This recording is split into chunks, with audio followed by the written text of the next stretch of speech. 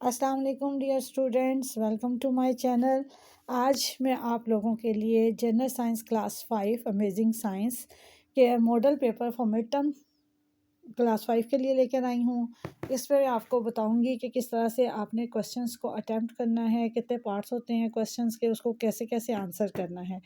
Paper pattern वही है, section A, section B, section C इसमें भी होंगे।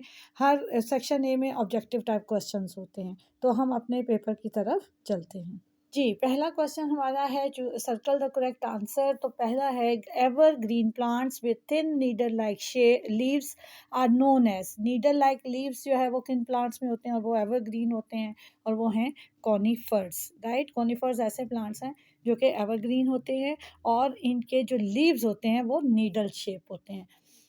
इन dicot plants xylem and phloems are very. अब डाइकोट और मोनोकोट दो तरह के प्लांट्स होते हैं हमारे पास। यहाँ डाइकोट की बात हो रही है। डाइकोट प्लांट्स में आपने बताना है कि जाइलम और फ्लोएम जो वेसल्स होती हैं वो किस किस्म की होती हैं इसके अंदर, जो कि डाइकोट प्लांट्स हैं। तो डाइकोट प्लांट्स के अंदर जो जाइलम और फ्लोएम्स होती हैं वो वेल ऑर्गेनाइज्ड होती हैं, जिनके through transportation of salt and water जो है वो होती है।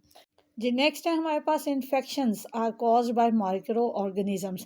जब माइक्रो ऑर्गेनिज्म से इन्फेक्शन फैलता है तो कैसे फैलता है? जब वो हमारी बॉडी के अंदर एंटर हो जाते हैं। तो हमारी पहली ऑप्शन है गेटिंग इनटू द बॉडी, यानी हमारे पास इन्फेक्शंस कब होता है? जब माइक्रो ऑर्गेनिजम्स से जब वो हमारी बॉडी में एंटर हो जाती हैं, गेटिंग इनटू द बॉडी। जी, नेक्स्ट जो हमारे पास है फोर्थ नंबर का, उसमें आपसे कहा गया है कि diseases like cholera, typhoid and tuberculosis, TB, जिसको हम आम ज़बान में टीबी कहते हैं, and throat infections are caused by. किसके ज़रिए से ये बीमारियां होती हैं, ये डिजीज़ होती हैं, हमारी बॉडी पे अटैक करता है।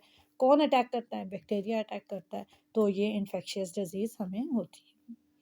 नेक्स्ट हमारे पास है, अच्छा ये याद रखिएगा कि ये जो cholera, typhoid end TB and tuberculosis है, ये सब इन्फेक्शंस हैं। ठीक है, ये इन्फेक्शन से के थ्रू होते हैं, और इन्फेक्शन किसकी वजह से होता है? बैक्टीरिया की वजह से। Outer coverage of the seed is called. अब आउटर कवरेज ऑफ सीड के लिए स्पेशल नेम यूज होता है या स्पेशल टर्म यूज होती है कि outer boundary of the seed क्या होता है जो कि उस सीड को प्रोटेक्ट करता है। तो वो सीड कोट होता है जो कि सीड को प्रोटेक्ट करता है। ठीक है, सीड शेल या सीड स्किन या सीड कवर नहीं उसको कहते हैं, इसके लिए स्पेशल टर्म यूज होती है जिसको कहते हैं हम सीड कोट। राइट। नंबर 6 हमारे पास है tubers are swollen underground stems. An example of tuber is. अब आपको मुख्तलिफ एग्जाम्पल्स दी गई हैं, उनमें से आपने बताना है कि स्वॉलन अंडरग्राउंड स्टेम कौन सी हैं। तो वो पोटैटोज हैं। Right, potatoes underground swollen stem होती हैं जो कि हमारी वेजिटेबल के तौर पे भी इस्तेमाल होती है, और इन्हें ट्यूबर्स कहते हैं।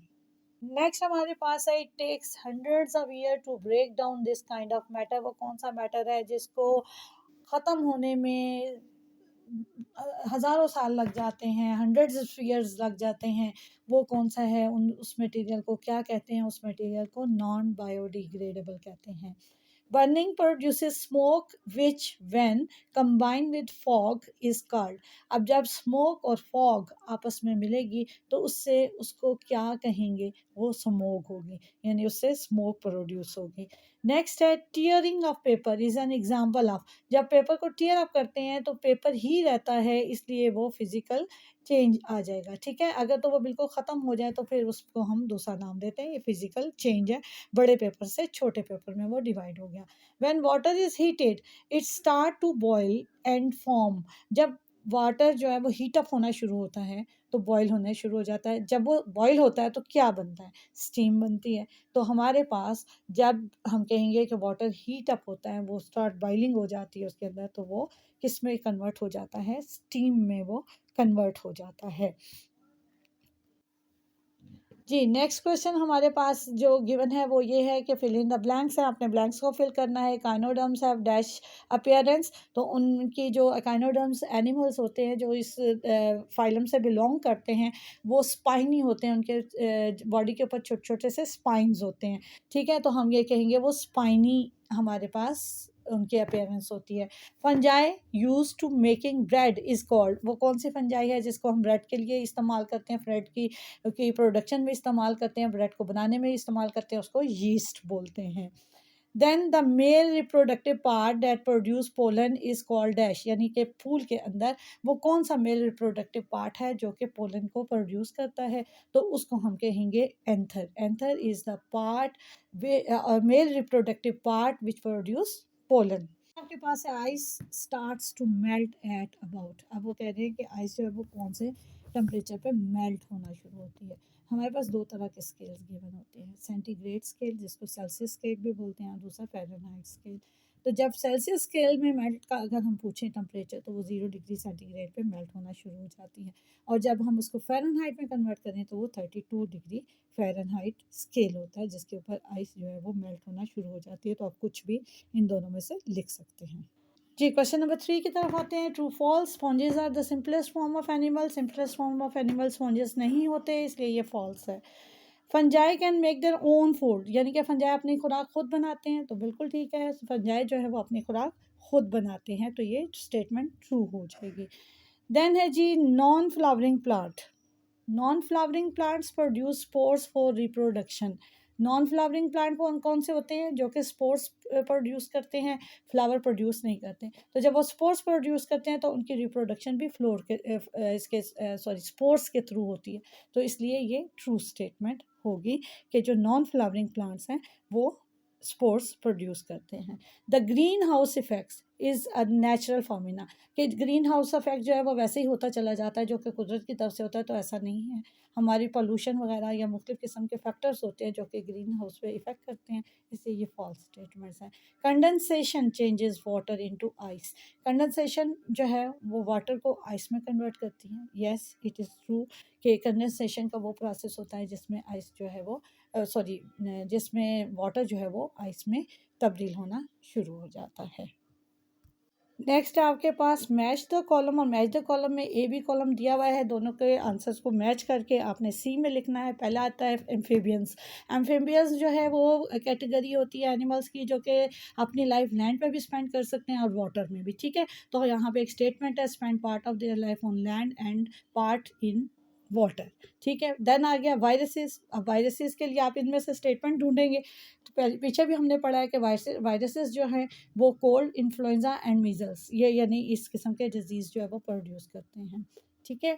देन फर्टिलाइजेशन, फर्टिलाइजेशन कौन सा प्रोसेस होता है, ये fertilization take place when the pollen tube reaches the ovule in the carpel of the flower, तो फर्टिलाइजेशन होती है और उससे नया सीड बनता है और नया फिर आगे प्लांट ग्रो होता है। जी, नेक्स्ट है स्मोक। स्मोक के बारे में हमने पढ़ लिया है कि फॉग और स्मोक आपस में मिलते हैं तो स्मोक बनती है, लेकिन यहाँ पे जो उन्होंने स्टेटमेंट दिया है कि इनमें से मैचिंग करनी है, तो मैचिंग क्या है कि स्मोक के इफेक्ट्स बताने हैं, कॉजेज एस्थमा, ब्रोंकाइल इन्फेक्शंस हैं, एलर्जीज हैं एंड हार्ट प्रॉब्लम्स हैं, वो स्मोक की वजह से प्रोड्यूस होती हैं। सॉलिड्स, अब सॉलिड्स के लिए यहाँ पे एक ही स्टेटमेंट रह गई है जो कि melt when they have gained enough energy. Enough energy means enough heat हासिल करते हैं, तो वो मेल्ट हो जाते हैं सॉलिड से लिक्विड फॉर्म में, राइट। सेक्शन बी में से 8 क्वेश्चन आपने करने हैं। क्वेश्चन नंबर 5 के 12 पार्ट्स होंगे जिनमें से आपने 8 करने हैं। पहला पार्ट है explain how extinction and endangerment of species threaten biodiversity. Extinction का मतलब यह है कि हमेशा कंप्लीटली वो हमारे जो लैंड है उससे ख़त्म ही हो जाए, जैसे कि डायनासोर्स वगैरह हैं। और इंडेंजरमेंट का ये मतलब है कि आहिस्ता आहिस्ता वो इस हद पे जा रहे हैं कि उनका जो एग्जिस्टेंस है वो लैंड से ख़त्म होती चली। जी, अब हमने इसके लिए पॉइंट्स बनाने हैं। पहला पॉइंट ये है रिड्यूसिंग जेनेटिक डाइवर्सिटी, ठीक है। सेकंड पॉइंट हमारे पास ये है कि disrupting food web. Food web अगर बीच में से एक चेन ख़त्म हो जाए तो वो पूरे के पूरे एनिमल्स जो उससे अगले है सेकेंडरी और फिर आगे हमारे पास क्लासेस होती हैं वो भी डिस्टर्ब हो जाती हैं, causing habitat in degradations, right. Then fourth one is decreasing ecosystem reliances, यानी कि वो इकोसिस्टम रिलायंस को भी डिक्रीज करता है। आगे हमारे पास जो नेक्स्ट क्वेश्चन है, नेक्स्ट क्वेश्चन में हमारे क्लासिफिकेशन के बारे में पूछा गया है कि क्लासिफिकेशन ऑफ लिविंग ऑर्गेनिज्म जो है वो क्या है और वो क्यों इम्पोर्टेंट है। जब हम उसको डिस्कस करेंगे तो पहले हमें क्लासिफिकेशन को डिस्कस करना है कि व्हाट इज़ क्लासिफिकेशन, क्यों होती है, डिस्क्राइब द क्लासिफिकेशन कहाँ है। तो क्लासिफिकेशन के लिए classification is the process of organizing things into group based on shared characteristics. It is a way to make sense of the world around us by identifying patterns and relationships between different objects, concepts और living being। यानी कि हम classification इसलिए करते हैं ताकि हमारे पास एक ही तरह के लिविंग ऑर्गेनिजम्स एक ग्रुप में आ जाए, और फिर हम साइंटिस्ट के लिए ये आसानी हो जाती है कि वो उस ग्रुप के बारे में स्टडी करें और फिर उनके हैबिटेट, उनके लिविंग जो उनका स्टाइल है या उनको जो प्रोवाइड एनवायरनमेंट चाहिए वो कौन कौन सी चाहिए। तो एक सिंगल एनिमल पे करने के बजाय वो पूरे एक ग्रुप के ऊपर एक पूरी एक जो क्लास बन जाती है उसके ऊपर काम कर रहे होते हैं। इंपॉर्टेंस ऑफ क्लासिफिकेशन क्या है? Classification organises life into categories, it helps understand relationship between organisms. It aids in identification and conservation. It provides framework for scientists to research, कि फिर साइंटिस्ट के लिए ये इजी हो जाता है कि वो उस क्लास के ऊपर रिसर्च करें और फिर उसके बारे में और ज़्यादा मालूमात जानें और उनके ऊपर काम करें।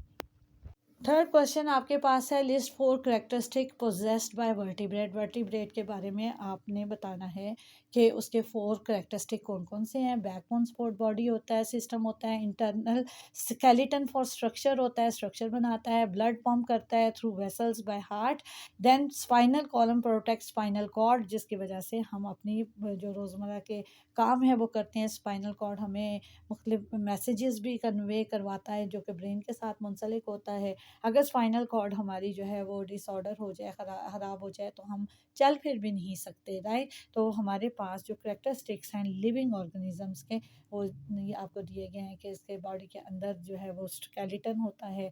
ये इसके 4 करेक्टरिस्टिक्स हैं जो कि एक वर्टिब्रेट के अंदर मौजूद होते हैं। तो तब ये इसको हम वर्टिब्रेट की कैटेगरी में, वर्टिब्रेट की क्लास में इसको रखते हैं।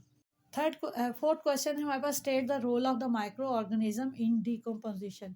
आपने माइक्रो ऑर्गेनिज्म का रोल बताना है जो कि चीज़ों को डिकम्पोज करते हैं। Also write to beneficial effects of micro organism in decomposition. Decomposition में जो उनका पॉजिटिव रोल है वो आपने बताना है, बेनिफिशियल इफेक्ट आपने बताना है, ठीक है। तो पहला क्या है आपके पास कि micro organism decompose dead organism and organic matter. हमेशा याद रखें कि माइक्रो ऑर्गेनिज्म जो है वो डेड ऑर्गेनिज्म यानी डेड प्लांट्स और एनिमल है उनके ऊपर अटैक करते हैं और ऑर्गेनिक मटेरियल पर अटैक करते हैं और उनको डिकम्पोज करते हैं, छोटे छोटे हिस्सों में डिवाइड करते हैं और वो फिर जो उनकी बॉडी है वो वहाँ ख़त्म हो जाती है, वो खाद के तौर पे बन जाती है।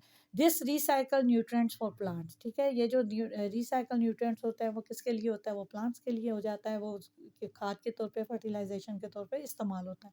They also help to manage waste. अब अगर डेड एनिमल और लीव्स इसी तरह से पड़े रहेंगे तो वो मैनेज करना मुश्किल हो जाएगा, वो ज़मीन से कैसे ख़त्म होंगे। तो ये अल्लाह की तरफ से एक डिकम्पोजिशन का प्रोसेस है जिससे हम अपने वेस्ट को भी मैनेज करते हैं। Decomposition is essential for eco health. Ecosystem का जो हेल्थ है उसके लिए डिकम्पोजिशन वो बहुत ज़्यादा इम्पॉर्टेंट है, ज़रूरी है। नहीं तो हर तरफ आपको गार्बेज और जो स्मेली आपके पास मटेरियल है वो आपकी लैंड के ऊपर बहुत ज़्यादा हो जाएगा अगर micro organisms in dead plants और लीव्स को डिकम्पोज नहीं करते तो। नेक्स्ट क्वेश्चन बहुत आसान है कि list 4 ways of protecting the body against disease. हम अपनी बॉडी को डिजीज़ से, बीमारियों से, जरासीम से कैसे बचा सकते हैं, उसके आपने 4 वेज लिखने हैं। सबसे पहला जो वे है वो है हाइजीन यानी कि सफाई सुथराई, जो कि निस्फ़ ईमान है हमारे इस्लाम में भी। Wash hand, cover mouth nose, avoid touching face. बार बार आप अपने गंदे हाथों से फेस को ना टच करें। सेकेंड आपके पास है वैक्सीनेशन, प्रोटेक्ट अगेंस्ट डिजीज़। कि वैक्सीनेशन जैसे हमारे पास अक्सर पोलियो ड्रॉप्स के आते हैं, लोग नहीं पिला रहे होते हैं, तो ये भी इस ड्रॉप्स भी और वैक्सीनेशन भी जो कि बर्थ के तौर पे के वक्त लगाई जाती हैं वो मस्ट होती हैं। जैसे कोविड के लिए मस्ट थी वैक्सीनेशन, ताकि हम प्रोटेक्ट रह सकें। हेल्दी लाइफ है बैलेंस डाइट, एक्सरसाइज और स्लीप। हेल्दी लाइफ के लिए आपको क्या चाहिए? बैलेंस डाइट चाहिए, एक्सरसाइज चाहिए, और जो स्लीप है आपके पास, जो एक ख़ास टाइम की स्लीप है वो आपको लेनी चाहिए। Avoid exposure, stay away from sick people and harmful substances. जो लोग बीमार हैं उनसे इन्फेक्शन आप तक आ सकता है, इसलिए उनसे थोड़ा सा फासले पे रहें। हार्मफुल सब्सटेंसेस जितनी हैं उनसे अवॉइड करें ताकि आप बीमारियों से बच सकें। Next question, what are some ways in nature by which plant propagate themselves? Give two example, कि खुद ब खुद कैसे प्लांट जो है वो अपनी जो अफजाइश है उसको आगे बढ़ाते हैं या उससे नया ऑफ स्प्रिंग उनका बन जाता है। खुद ब खुद कुछ तो प्लांट ऐसे हैं जो हम खुद से लगा लेते हैं, कुछ ऐसे हैं जो कि खुद ब खुद बढ़ते चले जाते हैं और एक जगह से दूसरी जगह तक वो पहुंच जाते हैं। तो पहला उसमें कौन सा है जी? रनर्स हैं। वो रनर्स क्या हैं? वो बेलिन टाइप होते हैं सारे। Some plants produce horizontal stems called runners that can grow along the ground and develop new roots and shoots. खुद ब खुद रूट एंड शूट्स बनाते चले जाते हैं। This allow the plant to clone itself and spread to new areas. तो वो आगे आगे नए नए एरियाज में चलते चले जाते हैं। एग्जाम्पल इसके अंदर कौन सी हैं? स्ट्रॉबेरीज हैं एंड स्पाइडर प्लांट है। कटिंग्स, कटिंग में क्या है कि some plants can propagate themselves from cutting which are pieces of a stem, leaf or roots that are planted under the right condition. And example क्या है? include roses and ivy, यानी कि plant की स्टम को काटते हैं, रोजेस की स्टम को काट के एक जगह से दूसरी जगह हम लगा सकते हैं, कुछ के लीव्स को हम लगा सकते हैं, और कुछ जो है वो बाय रूट्स हमारे काम आती हैं कि हम उसके ज़रिए से नया पौधा जो है वो लगा सकते हैं, नया प्लांट उगा सकते हैं। इनमें रोजेस और आइवी प्लांट्स ऐसे हैं जिनकी कटिंग्स को लगा सकते हैं, और भी बहुत सारे प्लांट्स हैं जिनकी कटिंग्स को हम लगा सकते हैं। जी नेक्स्ट क्वेश्चन में आपसे कहा गया है differentiate between the cross and self pollination with the help of diagram. सबसे पहले हम डेफिनेशन जो है हमारे पास पोलिनेशन की उसको डिस्कस करेंगे। The process of transfer of pollen grains from anther to stigma of the flower is called the pollination. यानी पोलिनेशन क्या है कि जब हमारे पास पोलन ग्रेन जो है वो एंथर से स्टेगमा की तरफ जाते हैं तो वो हमारे पास पोलिनेशन का प्रोसेस है। पोलिनेशन टू टाइप्स की होती है, self pollination, cross pollination. Self pollination क्या है? In self pollination pollen is transfer from anther to stigma of the same plant, यानी एक ही प्लांट के जो पोलन हैं वो एंथर और पोलन आपस में मिलते हैं और उसी प्लांट के साथ ही उनकी पोलिनेशन होती है। नेक्स्ट आपके पास है क्रॉस पोलिनेशन। क्रॉस पोलिनेशन में दो प्लांट होते हैं जो कि आपस में क्रॉस पोलिनेशन करते हैं, लेकिन स्पीशीज उनकी एक ही होती है। तो क्रॉस पोलिनेशन क्या है? In cross pollination pollen is transferred from anther to stigma of another plant of the same species, right. मतलब एक ही स्पीशीज के प्लांट होते हैं लेकिन उनकी पोलिनेशन जो है वो होती है एक प्लांट से दूसरे प्लांट पे। एग्जाम्पल ऑफ सेल्फ पोलिनेशन क्या है? Oats, rice, tomatoes and potatoes है। और क्रॉस पोलिनेशन की आपके पास क्या एग्जांपल है? ग्रासेस है, डेंडेलियन है एंड कैटकिन्स हैं, राइट। नेक्स्ट आपके पास डायग्राम दी गई है, उसके साथ ABCD स्टेटमेंट्स लिखी गई हैं। आपको ये कहा है कि डायग्राम में जो कॉमन सोर्सेज हैं पोलिनेशन के उनको इकट्ठा करें। पहले ए पार्ट में क्या है? Identify two sources of air pollution. Air pollution कहाँ कहाँ फैली है, तो इसके अंदर आपको फाइंड आउट करना है कि कौन से ABCD में से दो फैक्टर्स हैं जो कि एयर पोल्यूशन का बायस बन रहे हैं। तो पहला क्या है इसके अंदर? एयर पोल्यूशन के लिए waste gases from power station burning fossil fuel, ठीक है। अब ये देखें, ये बी जो आपके पास है नंबर, वो आपकी स्टेटमेंट पहली होगी। इसका दूसरा फैक्टर कौन है? Waste gases from car engines. कैसे फाइंड आउट करेंगे? दोनों में गैसेस का लफ्ज़ आया और गैसेस क्या है वो हवा में उड़ती हैं, वो ट्रांसफ़र करेगा by air pollination, right. Second pollution, sorry. Second B part है उसका कि which two process of pollution can pollute water.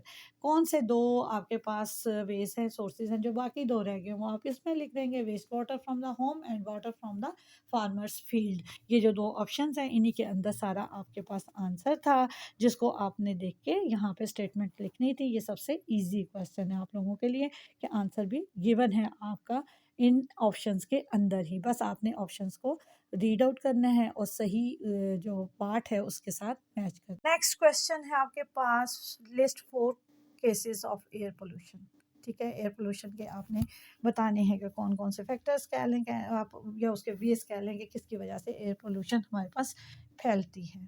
सबसे पहला जो है वो है इंडस्ट्रियल पोल्यूशन, जो फैक्ट्री से धुआं वगैरह निकलता है या वेस्ट मटेरियल निकलता है, वो रिवर्स के अंदर डाल दिया जाता है। फैक्ट्री से धुआं जो है वो हमारे एटमॉस्फेयर में आ जाता है, तो वो पोल्यूशन का बायस बनता है। तो factories and power plants are the main source of air pollution, industrial air pollution. फिर आ जाता है व्हीकल एग्जॉस्ट। आपको पता है कि गाड़ियों के अंदर से धुआं वगैरह निकलता है या उनके अंदर से जो ऑयल वगैरह निकलता है, वो भी हमारे लिए पोल्यूशन का बायस बनता है। कार्स, ट्रक्स, मोटरसाइकिल्स जो हैं वो व्हीकल एग्जॉस्ट का बायस बनते हैं। डोमेस्टिक पोल्यूशन में क्या होता है कि बर्निंग फ्यूल इंडोर, यानी कि जो आपने घर के अंदर कोई कूड़ा करकट जला दिया है, या आप लोगों ने कोई ऐसा जैसे हम बारबेक्यू करते हैं तो उसका धुआं उड़ता है, ये सब जो है वो डोमेस्टिक पोल्यूशन में आता है। नेचुरल रिसोर्सेज में कौन कौन से हैं? वोल्केनोस हैं, फॉरेस्ट फायर है, डस्ट स्टॉर्म है। यानी ये भी हमारे पास नेचुरल वे है जिसके ज़रिए से हमारे पास एयर पोल्यूशन जो है वो फैलती है। नेक्स्ट क्वेश्चन है आपके पास, डिस्क्राइब एनर्जी चेंज। ठीक है, एनर्जी चेंज को आपने डिस्क्राइब करना क्या होता है। आल्सो मेंशन टू एग्जांपल्स, तो उसकी दो आपने एग्जांपल भी देनी है। आप देखें साथ में पार्ट्स के ना 2 by 2 अगर क्वेश्चन के नंबर लिखे हैं तो उसका मतलब है कि पहला डिस्क्राइब भी करना है और 2 एग्जांपल्स भी करनी है। तो एनर्जी चेंज क्या है? The sign of a chemical change is the release और gain of an energy in that specific object. Furthermore, many substances absorb energy in order to undergo a chemical change. फिर आपके पास आ जाता है कि 2 examples देनी है हमें। यहाँ पे 3 ज़्यादा दे दिए, आप ये तीनों याद कर लें। Energy is absorb during cooking and baking, फिर energy is release during fire, ठीक है, and burning fuel goes out, heat and light. ये आपके पास उसके 2 एग्जांपल्स भी आ गए कि एनर्जी चेंज जो है वो किस तरह से आपके पास होता है और किस तरह से आप एनर्जी चेंज को एक्सप्लेन कर सकते हैं।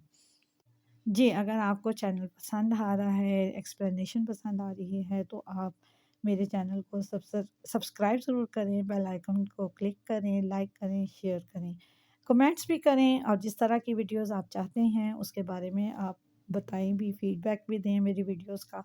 आई will be very happy to learn this. जी, 11th पार्ट है आपके पास। There are many ways to make solid dissolve faster in liquid, explain any two. ठीक है, कौन कौन से वेज हैं जिसके ज़रिए से हम सॉलिड को जल्दी से लिक्विड में कन्वर्ट कर सकते हैं। We can make solid dissolve faster in liquid by different ways. Number 1 है स्टीरिंग, यानी हम हाथ से उसको हिलाएं और डिज़ोल्व कर लें सॉलिड को लिक्विड के अंदर। Stirring help things to dissolve faster, that is why you stir a cup of tea when you add sugar into it. Second है आपके पास टेम्परेचर। टेम्परेचर बहुत ज़्यादा मैटर करता है। अगर आपका हॉट वाटर है तो उसके अंदर चीनी जल्दी डिज़ोल्व हो जाएगी, अगर हॉट टी है तो जल्दी डिज़ोल्व हो जाएगी। Temperature of the liquid affect how fast a solid can dissolve. Generally a solid dissolves faster in a warmer liquid than it does in the cooler liquid. Third one है reducing the size of the solid. अगर हम sugar को grind करके T में mix करेंगे तो वो जल्दी हो जाएगी dissolve. A third factor that effect the rate of dissolving is the size of the solid. Most solid will dissolve faster if there are first ground up before they are put into the liquid. Example क्या है इसकी? If you put granulated sugar in a glass of iced tea, it will dissolve more quickly than the cube of the sugar. Next question हमारे पास जो है वो है जी आपका कि what is a chemical change, how can you tell that chemical change has taken place. कैसे पता चल जाता है कि केमिकल चेंज जो है वो अकर हुआ है या केमिकल चेंज जो है वो आया है। अ chemical change is a new substance is formed. ठीक है, जब नया सब्सटेंस बनता है तो केमिकल चेंज आता है, जिस mean that the substance has change into something completely different. Chemical change is irreversible.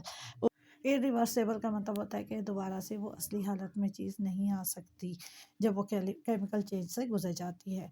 तो कौन से साइन हैं जिससे हमें पता चलता है कि केमिकल चेंज आया? New substance is formed, a gas is produce, a door change, colour change occurs, energy is absorbed और रिलीज।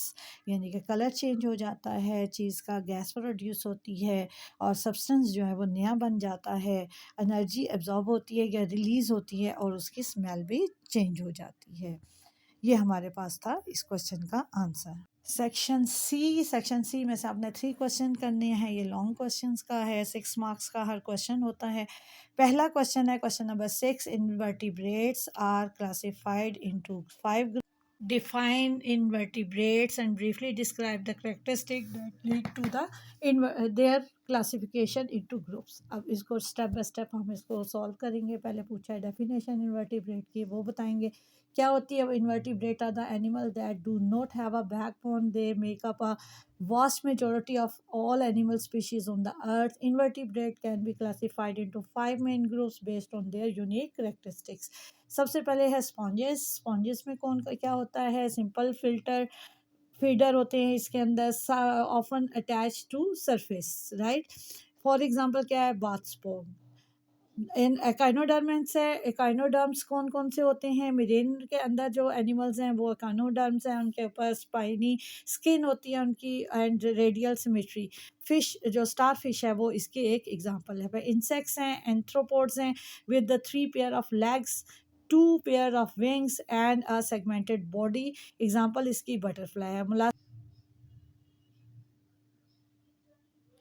देन जो मोलस्क हैं वो है सॉफ्ट बॉडी होती है, इन्वर्टिब्रेट विद द शेल्स होते हैं। और ये इनकी एग्जांपल क्या है, स्नेल। जो स्नेल एक छोटा सा इंसेक्ट्स का होता है जो कि अक्सर हमारी जो क्यारियाँ वगैरह उनके अंदर नजर आता है। थर्ड क्वेश्चन जो क्वेश्चन नंबर 7 है, क्वेश्चन पार्ट सी का, वो है micro organisms have the potential to be both useful and harmful.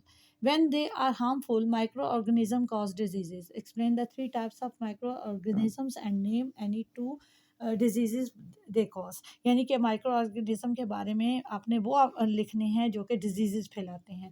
तो पहला है bacteria. These are single celled organism that can be both beneficial and harmful. Some bacteria are essential for the human health while other can cause serious infection. Diseases कौन सी है, pneumonia and tuberculosis. Next आपके पास है viruses. They are even smaller than the bacteria and can only reproduce inside living cells। Most viruses are harmful and can cause a variety of diseases। और उनमें diseases कौन से होते हैं, influenza है, HIV एड्स वगैरह है।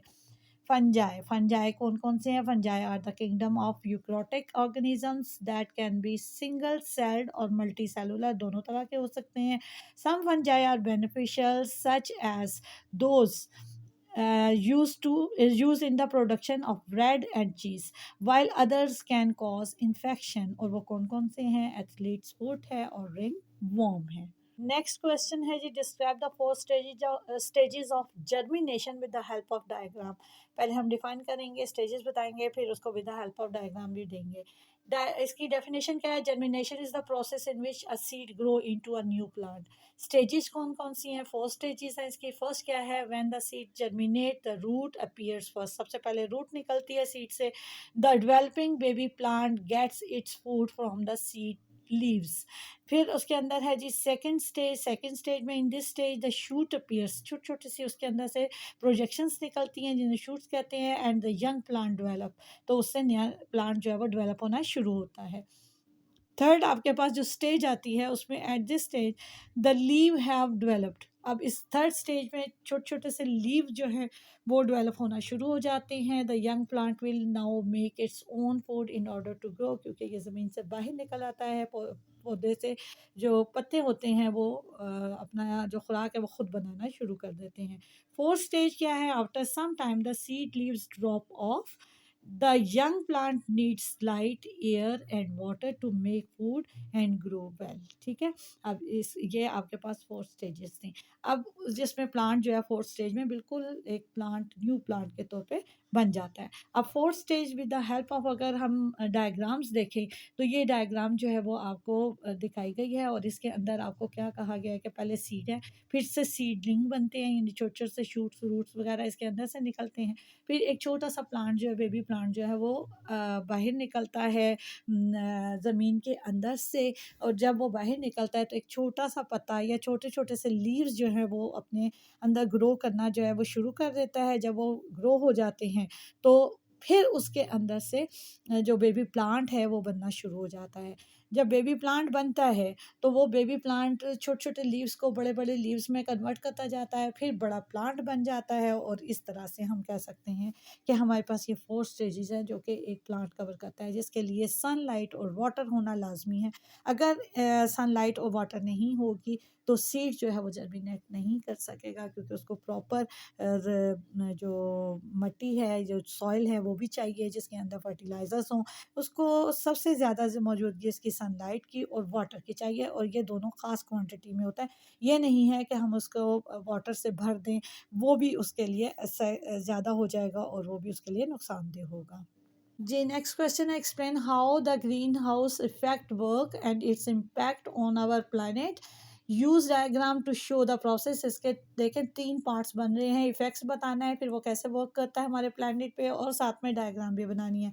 तो ग्रीन हाउस इफेक्ट को पहले हम डिस्कस करेंगे कि ये है क्या। The earth is surrounded by the atmosphere. The atmosphere is made up of a mixture of gases which trap some of the sun's heat energy. With this warm the earth so that it can support life. This is called the greenhouse effect. ठीक है, ये आपके पास green house effect की definition आ गई। अब हमने इसका बताना है कि इम्पैक्ट क्या है इन और planet, on our planet. The greenhouse effect is a natural process that keeps earth warm enough to support life. However, human activities have increased the concentration of the greenhouse gases in the atmosphere, leading to a more intense greenhouse effect. This is causing global warming, which has significant impacts on our planets. अब हम ये देखेंगे कि आगे हमारे planets के ऊपर इसके क्या असरात होते हैं। अब इसका क्या असर पड़ता है हमारे planet के ऊपर, और उससे कौन कौन से प्रॉब्लम्स जो हैं वो हमारे लिए हमें फेस करने पड़ रहे हैं।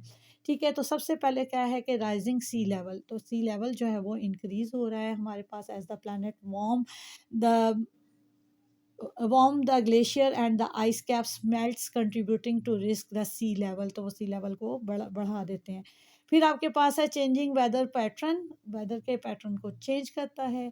Extreme weather events such as heat waves, drought, floods and hurricanes are becoming more frequent and intense। ये आपके पास दूसरा चेंज आता है आपकी अर्थ के ऊपर, प्लैनेट के ऊपर।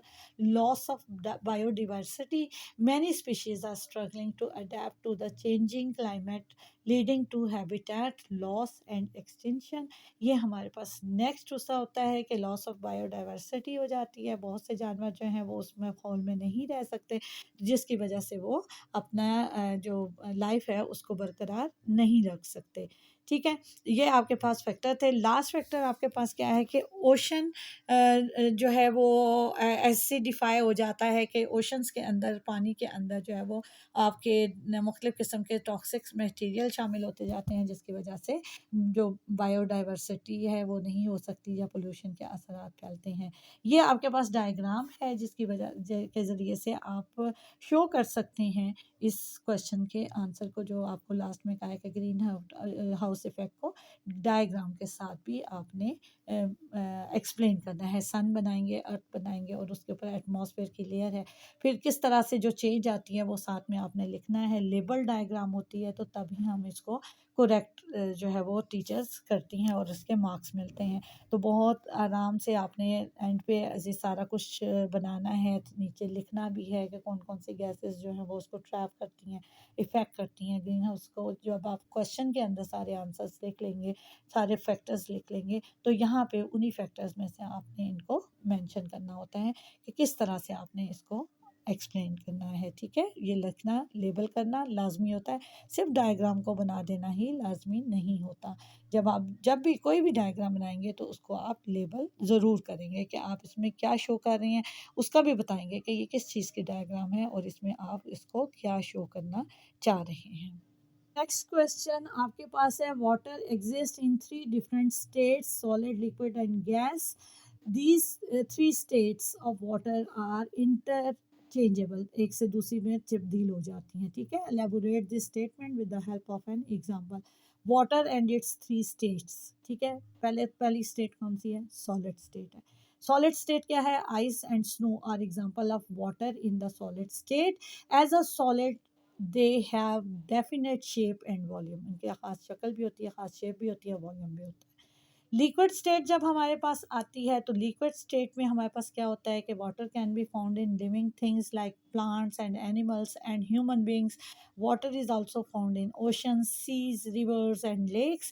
This water is generally in liquid state, right? ये liquid state में हमारी body के अंदर भी water पाया जाता है। As a liquid, water has definite volume but not definite shape, यानी उसको जिस कंटेनर में डालेंगे वो वही शेप अख्तियार कर लेगा, तो वो जो लिक्विड है उसकी कोई ख़ास जो शेप है वो नहीं होती। It takes the shape of the container, container की शेप ले लेता है। विदाउट कंटेनर इट फ्लोज, ठीक है, विदाउट कंटेनर, अगर कंटेनर नहीं होगा तो वो फ्लो कर जाएगा, वो आगे की तरफ बह जाएगा, ठीक है, बह जाना जिसको हम कहते हैं कि वो आगे, जैसे रनिंग वाटर होता है लेक, ओशन, सीज वगैरह में, वो बहता रहता है, तो इसी तरह से आपके पास आ जाएगा। थर्ड जो आपके पास स्टेट है वो है गैसियस स्टेट, यानी गैस की फॉर्म। गैसियस स्टेट में क्या कौन सी होती है? Water vapour is gaseous, is the gaseous state of water.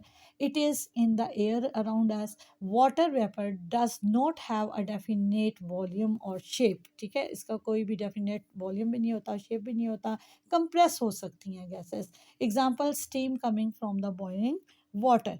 ये है, थोड़ा सा आपको एक डायग्राम से भी समझा दिया गया है कि सॉलिड को लिक्विड में, लिक्विड को गैस में, गैस को सॉलिड में और लिक्विड में हम फिर चेंज कर सकते हैं, यानी कि ये तीनों स्टेट्स ऐसी हैं हमारे पास मैटर की, जो कि एक फॉर्म से दूसरी फॉर्म में चेंज हो जाती हैं। वाटर की ये 3 स्टेजेस हैं, ठीक है, ये याद रखिएगा कि वाटर की 3 स्टेजेस हैं जो कि सॉलिड, लिक्विड और गैस के अंदर कन्वर्टेबल हैं, यानी कि ये एक फॉर्म से दूसरी फॉर्म में कन्वर्ट हो सकती हैं।